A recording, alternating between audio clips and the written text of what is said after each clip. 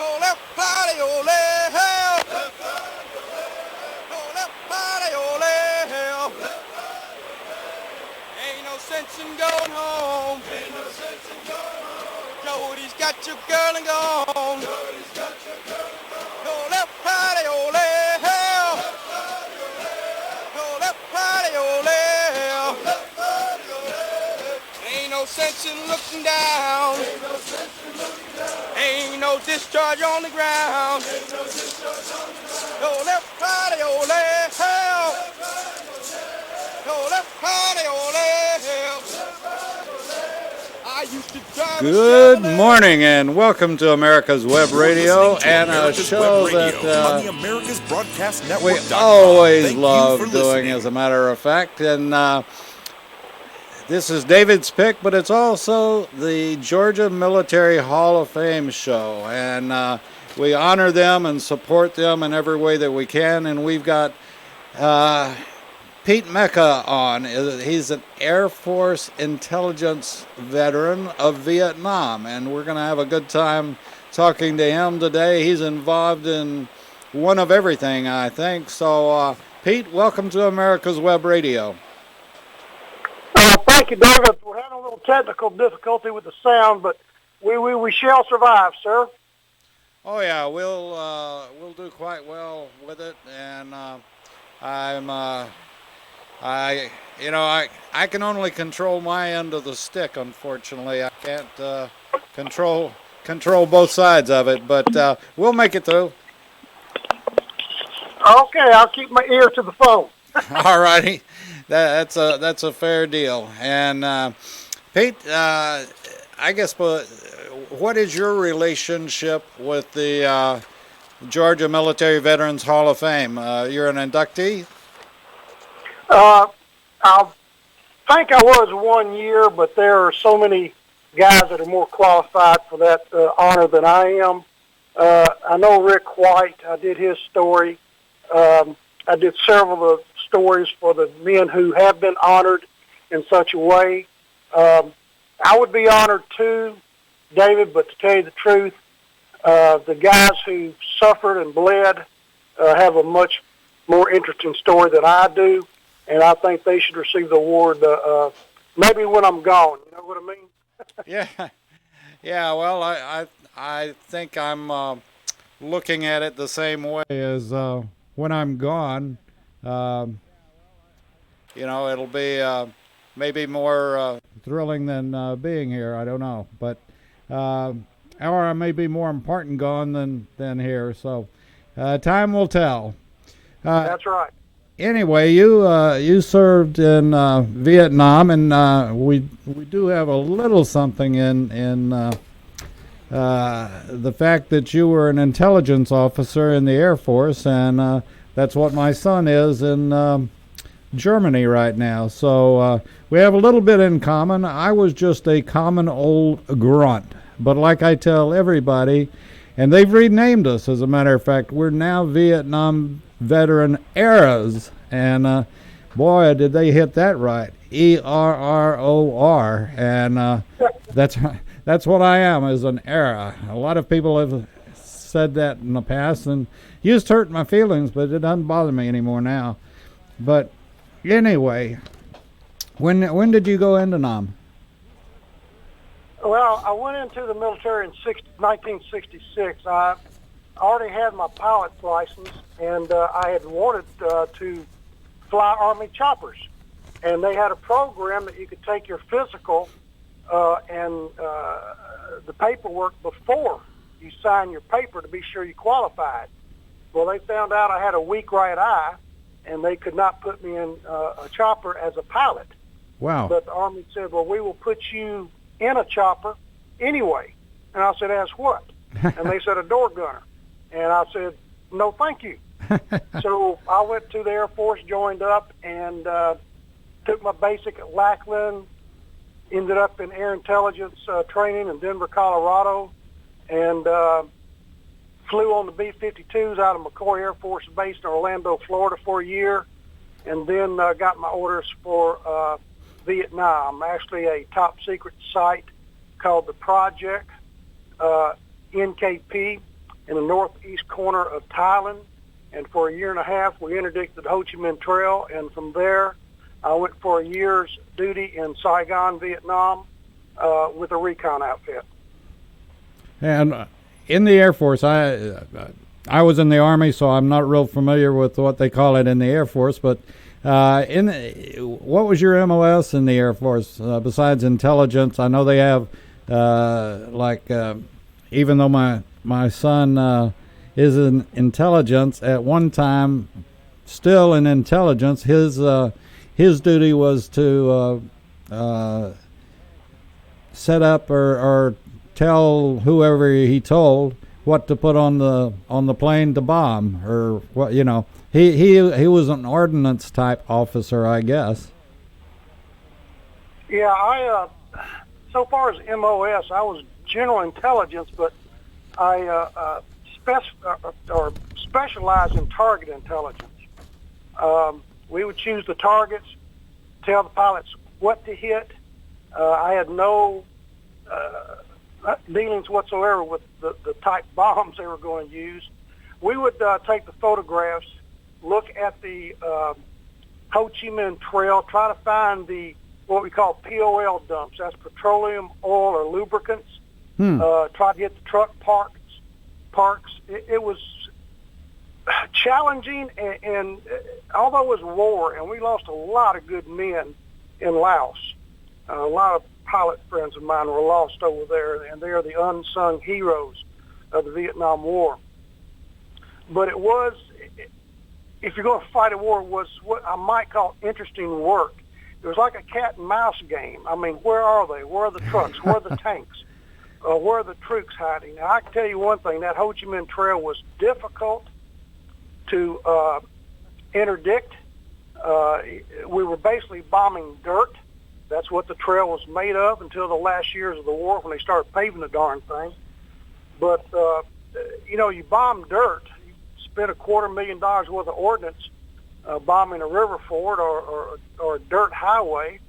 And by the time the jets land back in base, or when these Sky Raiders come back to base, the coolies have already gone out there and refilled the hose.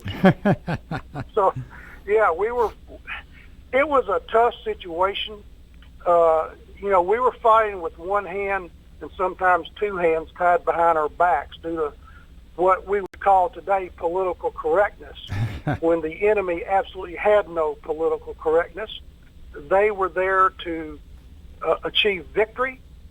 And I might ask you this: what was the real reason that we were in Vietnam? Do you know the real reason? Yeah, I do. The real reason was that I decided that we weren't trying to win the war, and I went the National Guard route, and that's why I'm a Vietnam era. But that was the reason I didn't join, was that nobody could tell me why. And this deal of, we're there to stop communism from coming to the United States. Well, it ain't going to come across the Pacific like that. I don't think Vietnam swimmers are that good. And I agree there, but it was why were we there? There was a reason we were there. Yeah, to make money for the war. We weren't there for resources. We weren't there to take over a country. We were there to make LBJ richer, and Lady Bird. We were there to make LBJ and Lady Bird very wealthy, and they already were. Well, I'm from Texas, and I know all about LBJ, but actually the power behind was Lady Bird, and it was amazing. Her ships would get into port in Vietnam, and somehow they would get the yard master would get her ships in front of the line every time and unload them so they could get back to sea to bring more cargo. And she made not millions, she made $1 billion over there. And it was a non-win political game. And I think we're still feeling, this is my personal opinion, but we're still feeling the harm of media today that started in Vietnam with Walter Cronkite. And that was probably one of the first wars that was, it wasn't as instant as we have today for television, but, they'd take their film and then put it on a jet and it'd be there by 6 o'clock news, sometimes even unedited. But what I was thinking, what you were, as an intelligence officer, you were looking at film that U-2s or whatever flying over would take, and then you'd get the film to process it, and then you'd get one of your little scopes and put it on the film to look at it and see what you could see. Is that correct? That's it in a nutshell. There were conferences, there were meetings. We had a one-star general in the building with us. It was a good process, but we could hit a target almost immediately if we wanted to, versus like in Afghanistan or Iraq. Sometimes it took 1 or 2 days to get approval at the start of those wars. We didn't have to do that. We were fighting with one hand tied behind our backs, but we were at war, and we could hit when we could, as soon as we could. But I want to get back to the real reason we were in Vietnam, and the only reason we were there was to stop the communists from taking over South Vietnam. That is the only reason we were there. And you cannot take American boys who played football and sports all their lives and put them on a football field and say, hey, we're just here to protect our end of the football field. We're going to let the other side win. So, don't worry about defense and offense. Just protect this end of the football field. We're not built that way. We're built to go out there, win the game, and then go home. We're not, our DNA does not have what it takes to go outside of the United States and fight a protracted war. We basically like to go to war, kick ass, and get our boys and our women home. And that's, to me, the way you should fight a war. Go for the head of the snake, get it over with, get our people home. Well, we obviously, being in the Air Force, you know this better than I, but we obviously had the power to blow Hanoi away. And in fact, they didn't even start talking until we had done a little carpet bombing with B-52s. But, I totally agree that it was a political war, and it was a non-win. We picked up this incorrect verbiage, as far as I'm concerned, during Korea.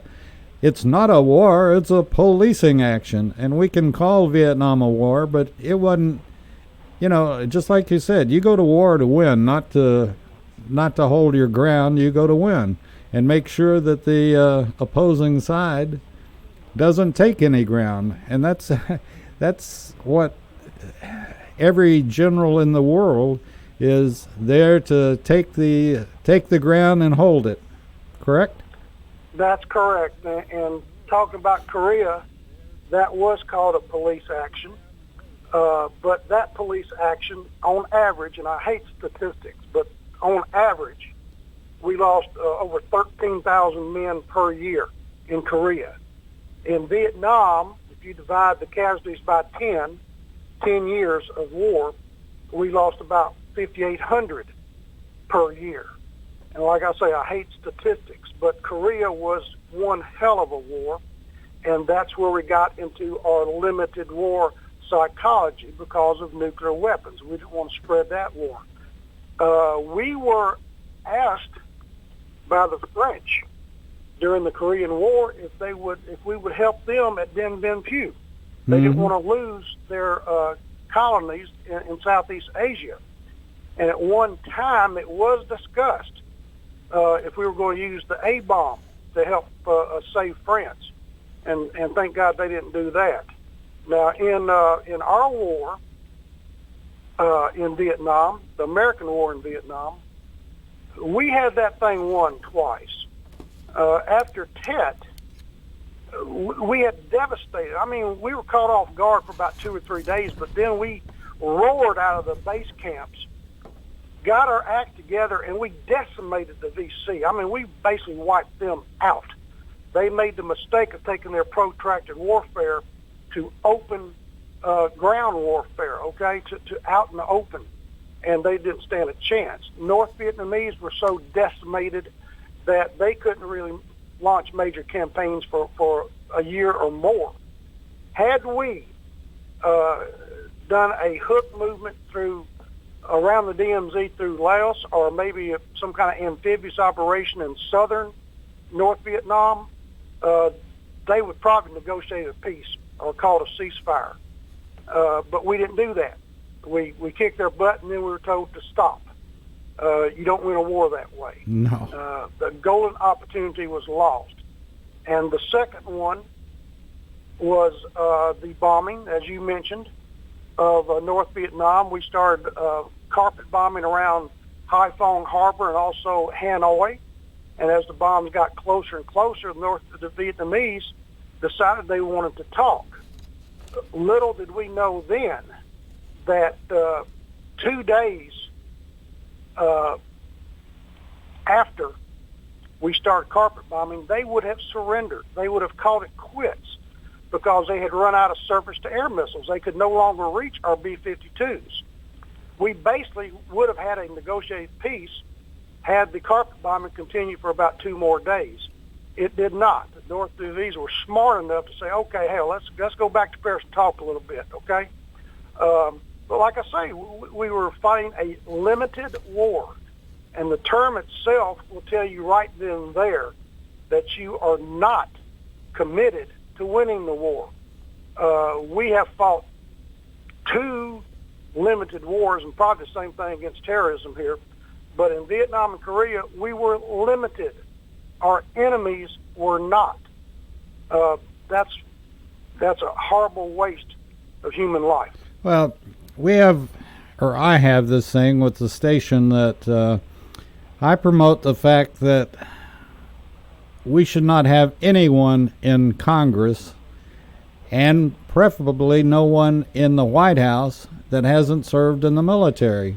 And I think one of the silliest things is called rules of engagement, made by people like Feinstein back in the time, and Pelosi and other people that have never been shot at, never worn the boots, never worn the uniform, have no idea what it's like to be in combat. And rules of engagement and rules of war, that's why we have the best and most wonderful military in the world, supported by the best military brains in the world.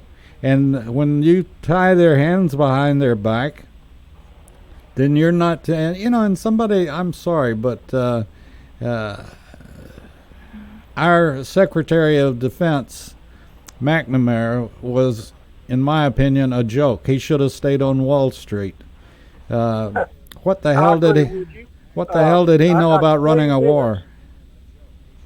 Okay, I can tell you this about the military people serving in politics.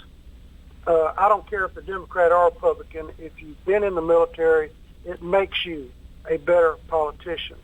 The greatest generation came back from that war, and when a World War II veteran ran for president, it didn't matter then if he was Republican or Democrat. The World War II veterans, you could at least look upon and say, well, I disagree with that Republican president, or I disagree with that Democratic president, but we all knew that they were Americans first.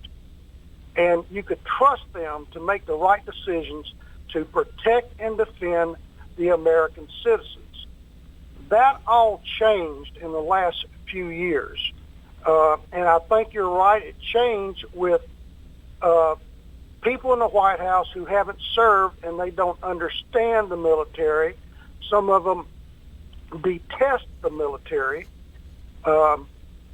It is a shame, but only 0.5% of our population now serves in the military. I think we got it's a damn good military, but I'll tell you one thing, they do need to be top priority when it comes to jobs and health care coming home and things like that.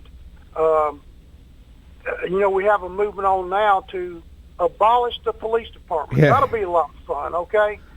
That's the I craziest. have heard a city councilman from San Francisco, I believe, he was on national television, and said he wanted to abolish the military.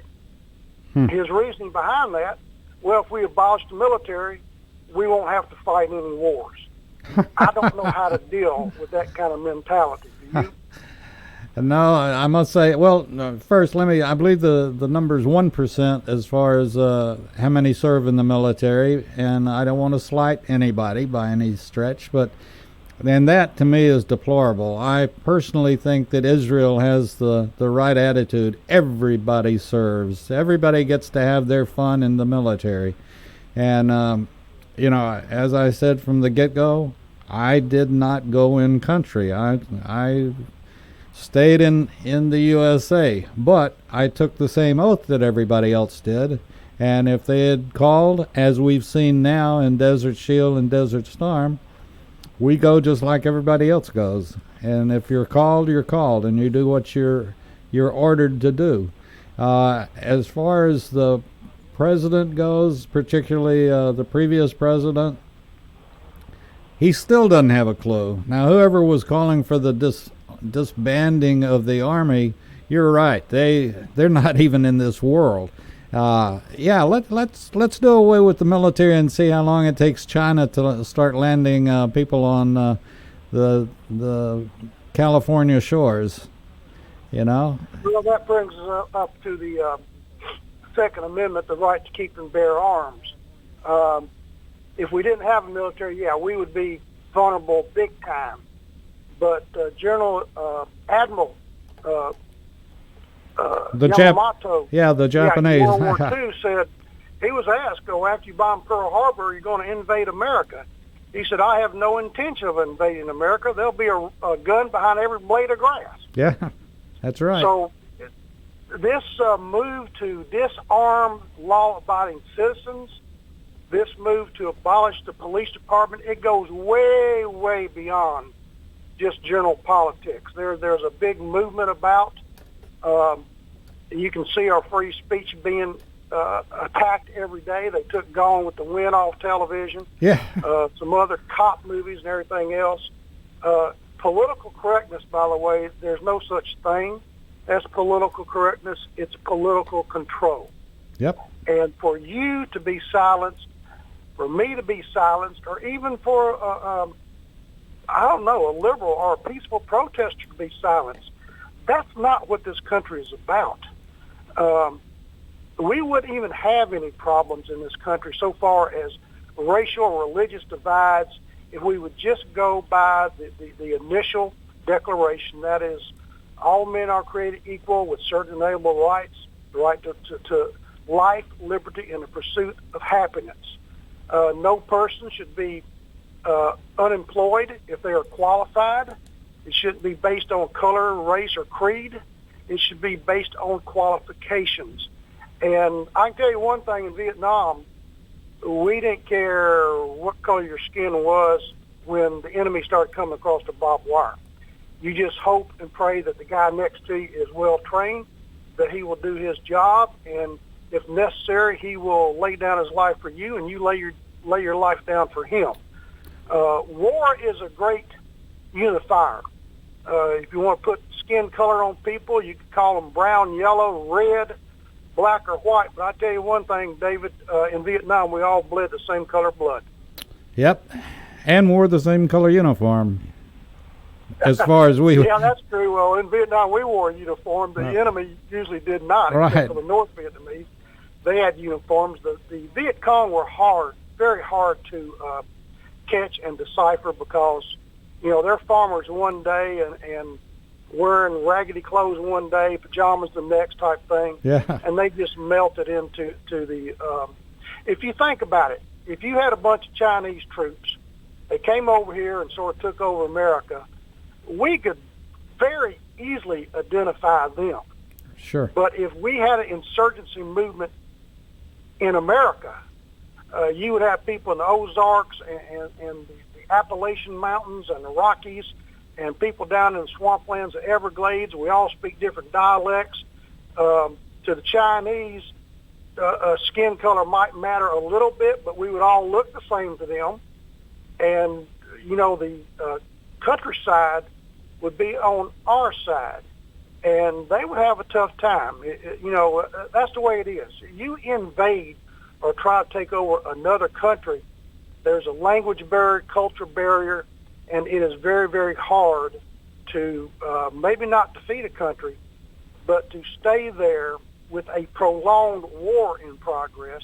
Of course, this did not apply to Japan and Germany in World War II, but like Vietnam or Korea, if you stay there for a long time in not enemy-controlled territory, but in the territory where the enemy is very, very active and almost invisible, you got your hands full, my friend. Yeah, Pete, let's let people think about that, and we'll come back right after a couple of words from our sponsors and our listeners as well. Thanks. We'll be right back. Okay. Quick Stakes, that's QUIK Stakes, are not just for surveyors. They are great for family and community gardens. Go online to www.quickstake.com or contact your local land surveying supply dealer and get you a box of Quick Stakes. You'll love them every year when you plant your garden. Again, that's Quick Stakes, QUIK Stakes, the truly preferred way to stake and identify what's in your garden now. The Docs for Patient Care Foundation is your way to join the fight and become a member of an organization created by doctors for patients, dedicated to fighting for your healthcare freedom and preserving the doctor-patient relationship. Get a pen and paper. Write down docs4patientcarefoundation.org. That's DOCS, the number 4, patientcarefoundation.org. Go to our site and please make a generous tax-deductible donation and join the fight today. Thank you. By the way, I want to mention, as far as Docs for Patient Care goes, I was just in a situation recently with a family member in 3 weeks in intensive care, and I realized the absolute need of Docs for Patient Care. Please check them out on our website. Listen to some of their programs. They do a show every Thursday morning at 8 a.m., and there is such a need for what they're doing. Please take a look at them, and if you can afford anything, donate to them. We'll be back right after this word. You're listening to America's Web Radio on the AmericasBroadcastNetwork.com. Thank you for listening. And we're back on America's Web Radio, and the show that we support, the Georgia Military Veterans Hall of Fame, and we've got Pete Mecca on. He was an Air Force intelligence veteran of Vietnam. And Pete, there's always, and this leads into your book, by the way, but there's always one question I ask our guests. Have you ever met one veteran that will tell you one story? No, and it's very interesting. I have interviewed Medal of Honor recipients, Green Berets, Navy SEALs, great fighter jet pilots, and war can be a lot of blood and gore. And for some reason, veterans, when they start talking, they will talk about the wars and their Purple Hearts or whatever, but they turn to the humor of war. Mm-hmm. They start telling funny stories, and we laugh together. You see, in Vietnam, humor was one of the surviving tools there. You had to laugh or you just cried too much about losing friends for almost nothing. But veterans love to talk about the humorous situation. Hey, there's a bunch in the military to hide the pain, if you know what I mean. Yeah, can I add something to that? The death of your best friend or whatever, and the brutality. We had never seen anything like that as far as in war, and really I don't think ever taught anything like that, of how brutal one man can be to the next. And I've had many friends that have told me about some of the things that they saw and experienced, and we didn't know what we were calling it then, but probably more veterans came back with PTSD than ever, and because of what they saw, and it couldn't help but warp the minds of some of the people that it affected. Well, you're right about that. War changes a person. Even in peacetime, if you go into the military, when you get out, you're a changed person. They say that you go in a boy and come out a man, or go in as a girl and come out as a woman. That's true. But if you go to war, you're going to be changed forever. And you can put up a good front and say it didn't affect me at all. I did that myself, but it did. My losses of friends was different than, say, the military arm of the Army or the Marines.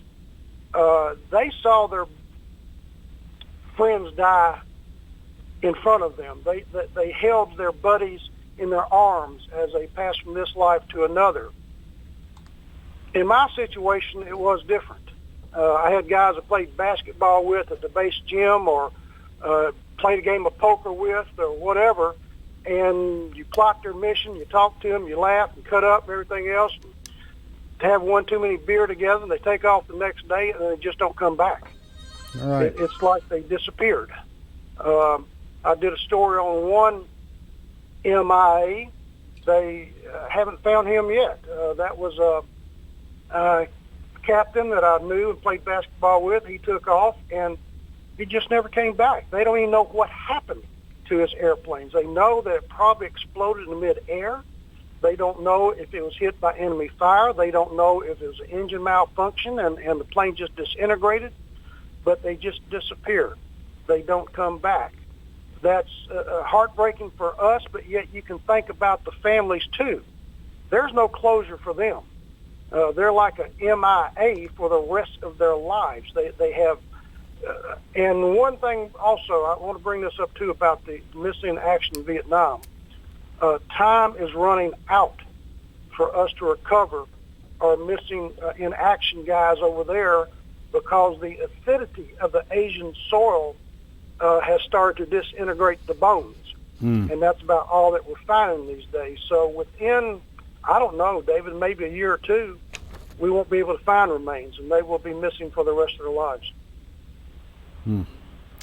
Well, this is something that we started in Desert Shield and Desert Storm when literally the first AR and NG units were called up and went on active duty, and we brought out the fact, and this holds true in any war. The one thing about it is that if you're stationed at a fort or a post or a base or whatever, whatever service branch you're in, it is a family, and if one is being, generally speaking, if one is going, they're all going.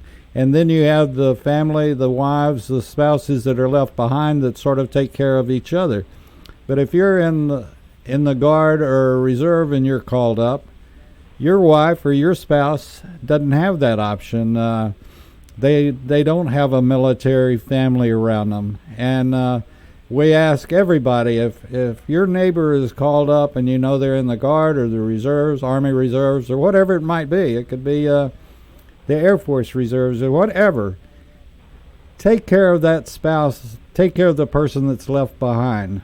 Because a war is fought, in my opinion, again, a war is fought by the people that are in country or supporting those in country or whatever and away from home. But the reality of it is, a war is fought by families. In one shape, form, or fashion, it affects the whole family for that one member to be gone, no matter where they're gone, whether it's in country or to a base, even in the United States. They're gone, and the family unit has been broken, and the members left behind need your support as well. Well, I agree with that. I do want to ask you a question, see if you can hit this on the nail. percentage-wise, during World War II, this is percentage-wise, the highest casualty rate was among the United States Marine Corps. The second highest casualty rate was which branch?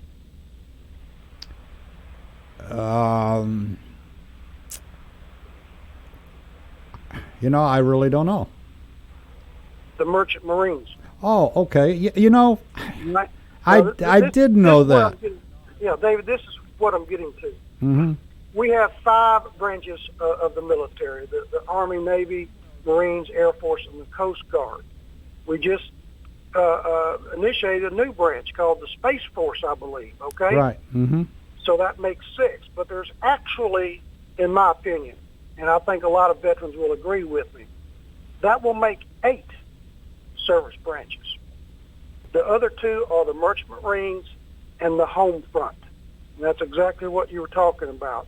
I think it's more people are realizing that when a soldier, male or female, goes overseas, goes in country, or goes on deployment, the ones left behind, they have to wake up every day and wonder if they're going to get a knock on the door of 2 officers delivering the bad news.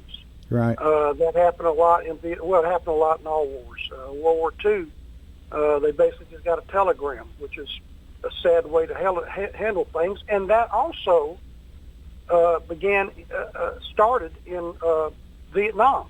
The families just got telegrams. They finally put a stop to that and sent out military representations with a chaplain to talk to the families. I know one Marine, Ted Britt, that lost his life at Khe Sanh. What a story that was. I was sitting there with his mother and his younger brother, who became a brigadier general in the Army. And I was talking to them, and she said, my husband answered the door one morning, and I heard a wail from him that I had never heard in my life. And although I was upstairs, I knew that my son was dead. And there were 2 Marines at the door to relay the news that their son had been lost in combat. He was missing in action first. They found him 2 days later. Saved a lot of Marines, was a hero and everything else. But, yeah, it's tough. That was one of the toughest interviews I conducted. I mean, the mother was just, even after all these years, her son, the brigadier general, had to interrupt and take over the conversation because she could not continue with the conversation. Losing one in combat is devastating. Even if there is closure with the body coming home, it's devastating to a family. And in World War II, people really sort of understood and supported. Vietnam was a little different, especially at the last, when people would show up to protest against the war at a military funeral, which is so disgraceful you can't even talk about it. Mm-hmm. But that continues today. There is an element in our society that still grossly disrespects the United States military. I saw one lady holding a sign up out there in California that said, every member of the military is a murderer. That kind of support can cripple morale, but we have a very, very well-educated military now, and they know, and they have been trained to understand that there are certain people that we are just not going to change their attitude and their devotion to country. I got to throw in one.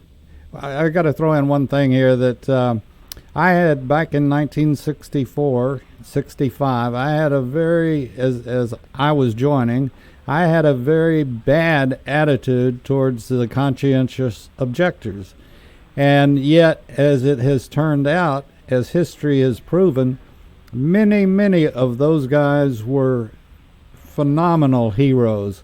They were made into medics. They didn't carry weapons, but they carried that Red Cross bag, and many of them were heroes in Vietnam. And my opinion of many of the conscientious objectors changed considerably. Not the ones that ran, or not anybody that ran to Canada, hello Bill, or ran to England or any place else. But anybody that served under any circumstance, in NAM or in peaceful times as well, anybody that serves is a hero. And they should never be met at the airport as we were, and protest and spit at or yelled at or flipped off or whatever. And we lived in the 70s. It was a very disgraceful time. 69, 70, and 71. Well, I agree with that. When I came home, people didn't even look at me at the airport. I tell you what, I came home 2 or 3 times while I was over in the war, because I was there so long, and after a while they let you go home for a week or two, or in one case a month, and then I had to go back. But one interesting story, I'm getting off track here. The last time I came home, my entire clan in Memphis, Tennessee was going to meet me there, and it was going to be a great celebration, probably about 30 people from the family. And I got off the airplane, the only one there was my father, and hugged and all that kind of stuff. I'm saying, where's everybody else? Everybody else in the family had heard that one concourse down, Elvis Presley had arrived. He had landed, and they went down there to see Elvis. I never bought another record from Elvis. But, it's one thing you brought up, too, everybody should serve. Not everyone, even conscientious objectors, too. They go in, they serve as medics, and a lot of them lose their life trying to save other people. But today's military is so sophisticated that something like, 60 or 70% of the high school graduates can't pass the test to get in. I don't know if that's right or wrong, but I do know that after high school, if a young person does not go to college or some kind of technical training or some kind of professional training like, welding or something like that, if they are drifting out there, the military is a great, great place for them to go, or in some capacity, they should serve others for about 2 years. I don't care if it's the Peace Corps or something else, but especially the military, there's a lot of young men that would end up in jail if they went in the military for a couple of years. You learn how to say yes, sir, and no, sir. You learn how to follow instructions, and you learn how to give instructions. You learn leadership. And without that self-confidence and self-respect, a lot of these young people are going to join other groups to influence them. That may include a gang member or something like that. I think we have failed our younger generation in education and also in what they have available in opportunities out of high school.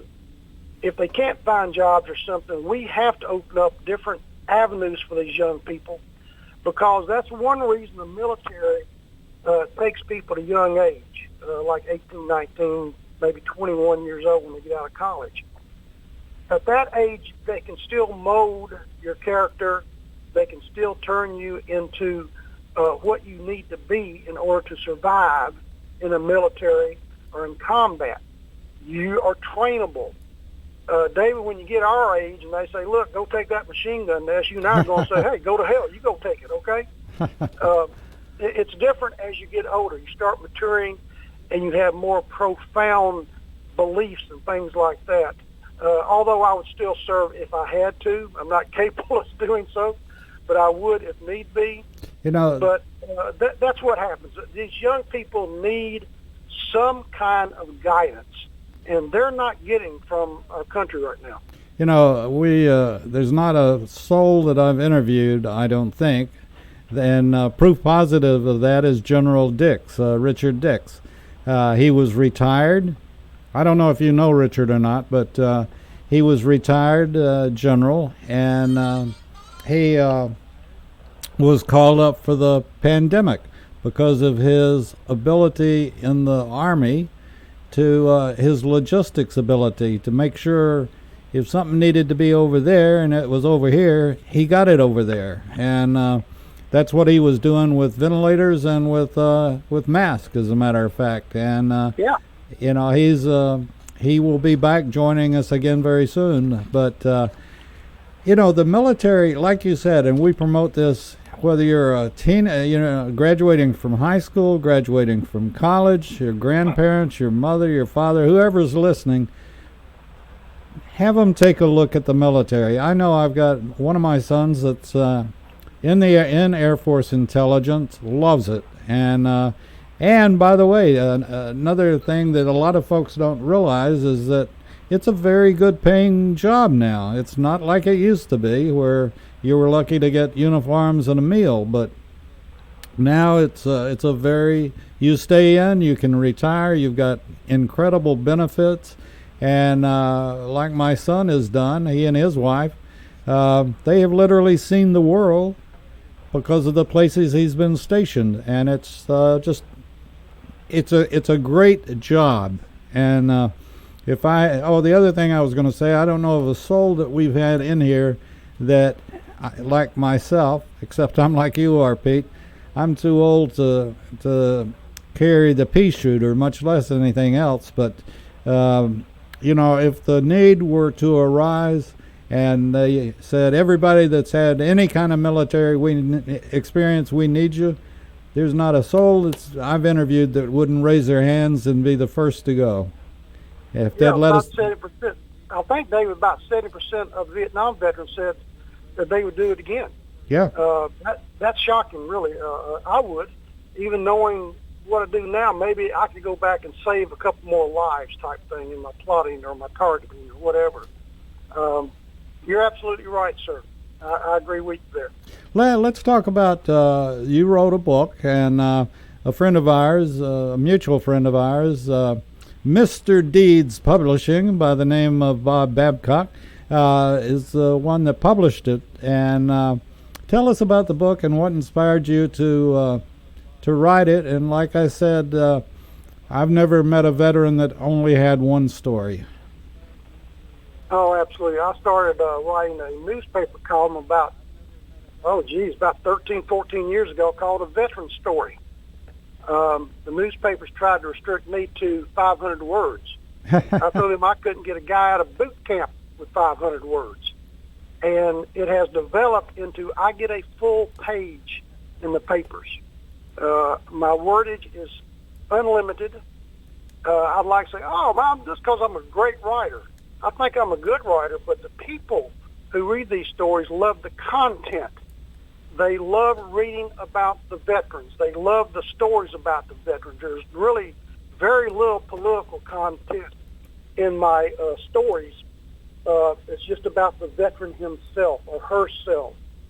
I have been honored to interview now over 400 brothers and sisters from all wars, all ranks, and all branches. It's a very, very popular article. Some teachers have used it to teach their classes. I've spoken to schools before. I love these kids. They are very attentive. They are hungry for this knowledge. It's not taught in our schools.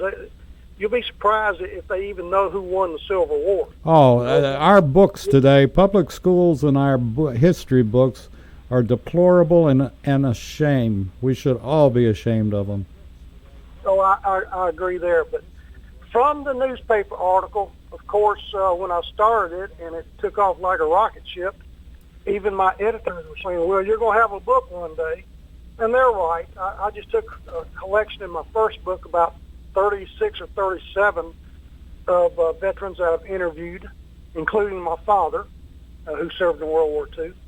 And that was the first book. I have scheduled maybe 10 or 12 more books on veterans if I should live long enough and if I can keep writing these stories. I do have one other book that I have my printer looking at, and it's probably going to be out pretty soon. It's a little bit different, but it's about female warriors, past and present. I bet you know. I bet you know a lady named Donna Rowe.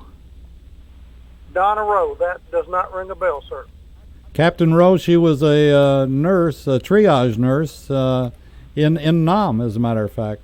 And yeah, I've met several nurses from Vietnam.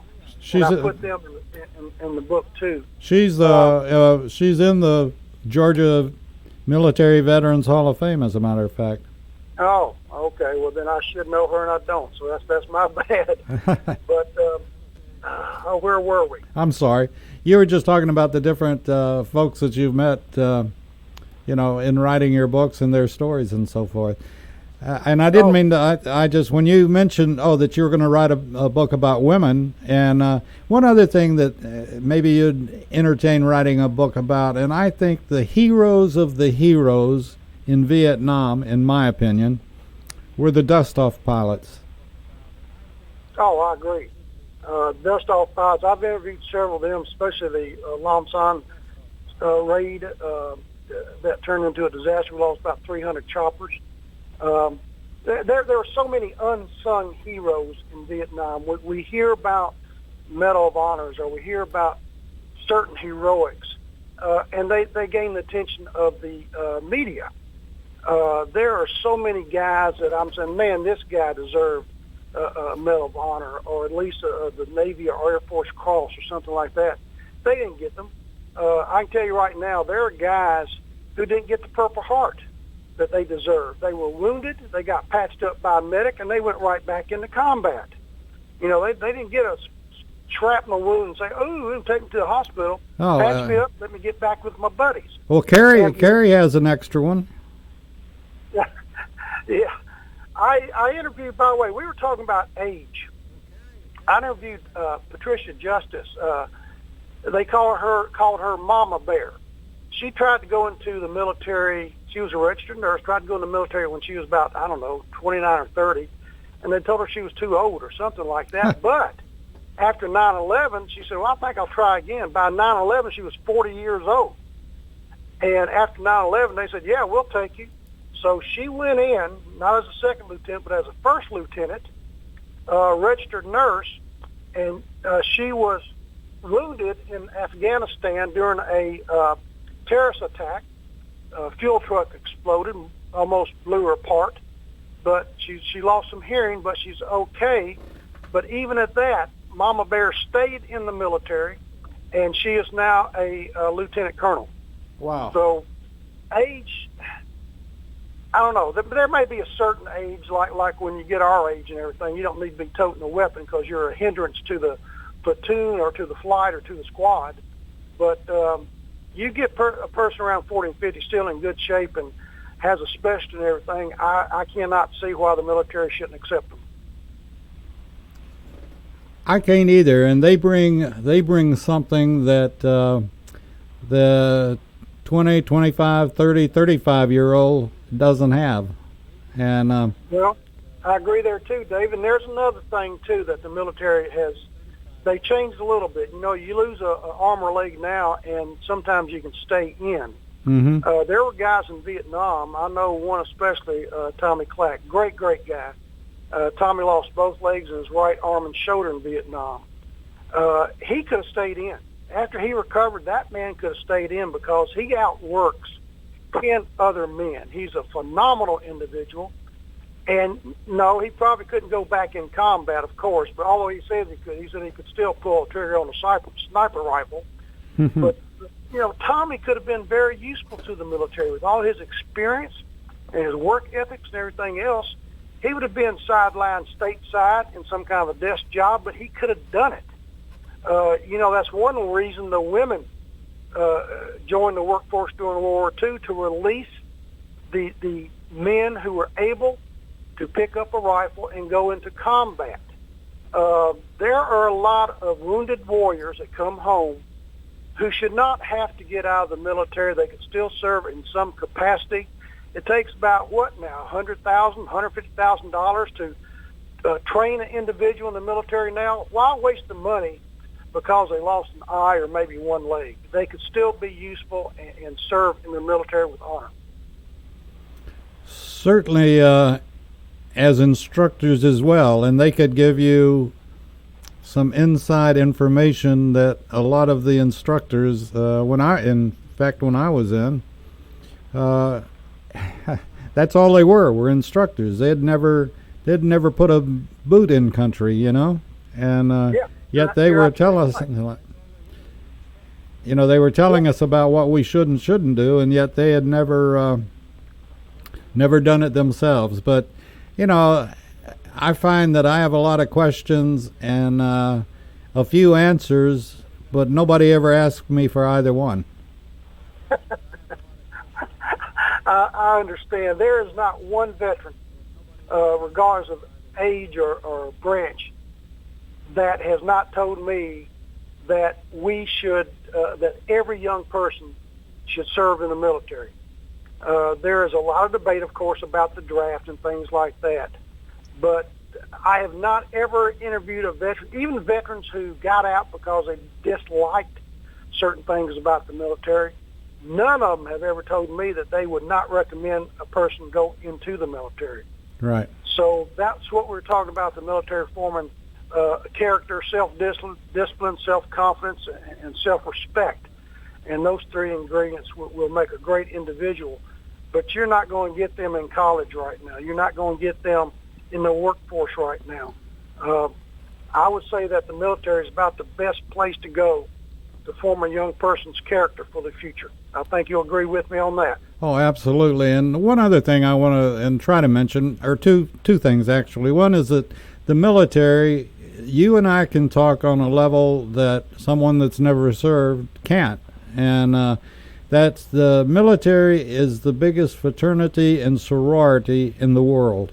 And if you, no matter what branch you were in, you may kid about a jarhead, a Marine, or whatever you want to call them, a leatherneck, but you can talk to them if you've served. By the same token, any time that whoever it is that's listening walks into an airport or any place, and you see someone that's wearing a uniform, or you can tell they're military and they're having a drink or buying dinner or whatever, why don't you do it for them? And the same way with our first responders. I was amazed the other day. There was a cop in the grocery store that I go to, and I just went up and said, "Thank you for our service, or your service, particularly after all of this stuff that's been going on." And you'd have thought I'd given him a fresh new $1,000 bill. I couldn't believe it, his response, that somebody would come up and thank him instead of coming up and saying, you all are just a bunch of pigs or what. And yet, I don't want to disband the military. I don't want to disband the police. I personally like being able to call 911 or call USA and say, the rebels have landed. What are we going to do about it? But anyway, just appreciate any and everybody that's in uniform, no matter what uniform that is. It is. And as veterans, we can get together and laugh and cry and rib each other. Inter-service rivalry is great. Sometimes it's led to confrontations, but when the bullets start going off and the bombs start dropping and the mortars come in, you're on the same team. Mm-hmm. You got time for a 1-minute joke here? Sure. It's one of the best things you ever heard. Go ahead. Go for it. All right. I was told this by a pastor who was also a Marine. He said the Army and a Navy and Air Force guy got in a fight in the bar and they killed each other. Well, they went to heaven, tried to get it through the pearly gates. St. Peter said, well, I can't let you in. That's horrible. You killed each other in a bar fight. But he said, you have been good patriots. You've been good warriors. You've been faithful fathers and husbands. I'll let you in temporarily until I hear from God that you can stay. So they stayed there for a while, and they saw St. Peter one day. They ran over and said, have you heard from God? He said, no, not yet. Well, about that time, a pigeon or a dove lands on St. Peter's shoulder with a little scroll in its beak, and St. Peter said, there's your answer right there. So he unscrolled it and said, yep, it's from God. And it said, the fact that you had killed each other in a bar, Army, Navy, and Air Force, you should be ashamed of yourselves. but you have been good husbands and fathers and dedicated to your country. And he said, I have decided to let you into heaven on a permanent basis. Signed, God, Gunny Sergeant, United States Marine Corps, retired. With that, we're going to have to put the plug in the jug and get out of here. We're a little over, but we want to thank everybody for listening. And Pete, thank you for your service. And I ask one more time, will you come back and be on again? I will. If people would go to my website, I think you have the information, veteransarticle.com. They can read some stories plus get my book, and I would greatly appreciate it. You got it. Take care, and you're listening to America's Web Radio. We'll be back with more after this. You're listening to America's Web Radio on the Pete, what do you think? Network.com. Okay, Thank you for good. listening.